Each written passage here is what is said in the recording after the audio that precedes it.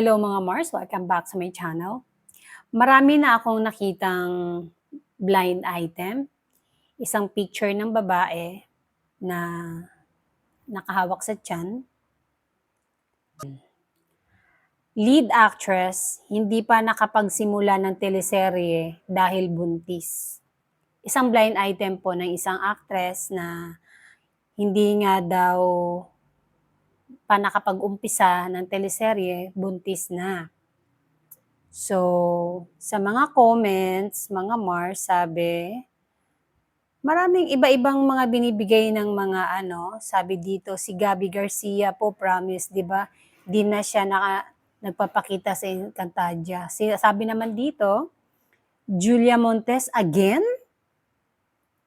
Kaya nasabing again, kasi dati, balita din yung sa FPJ's Batang Quiapo, parang hindi na siya napanood doon kasi balita nung time na yun ay buntis siya. Kaya 'di ba kung natatandaan niyo yung kwento ng Batang Quiapo, 'di ba pumasok si Julia Montes, tapos bigla na lang siyang nawala, binugbog siya, namatay gano'n. Tapos iniisip nga ng lahat ay magkakatuluyan nga sila ni Cardo, kaso hindi gano'n ang nangyari. Basta bigla na lang nawala sa eksena. Basta pinatay siya gano'n. Ang tsismis nun ay nabuntis nga siya. Yun yung kaya sabi dito ng mga netizen, mga Marsa, hindi ako.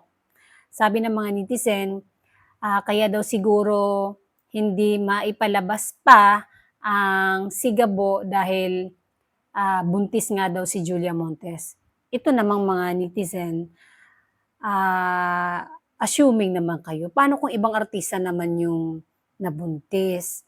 Eh di ba ang Sigabo ay nakapag-umpisa na nga sila, meron na silang dapat nga ipapalabas na, kaso lang meron pa daw ibang gagawin para, basta sabi ni Coco Martin gano'n meron pa silang preparation bago ito maipalabas. Yun. Yun ang sabi ng iba. Yan si Julia Montes yata kasi may teleserye sila ni Coco na Sigabo, dapat mag-start na noon pagkatapos ng Quiapo pero pinospone. Di sinabi dahilan. Oh.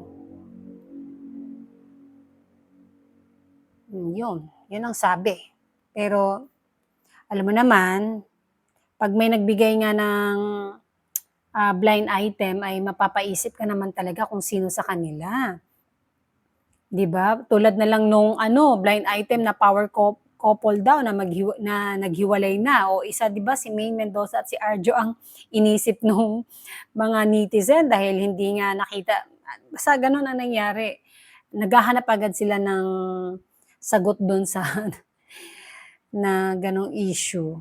Yun lang masasabi ko mga Mars.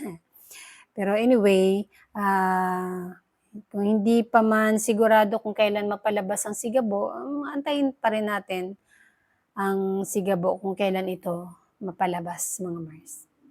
And that's it, mga Mars. Thank you for watching this video. Please like, comment, share, and subscribe for more scoops. Bye!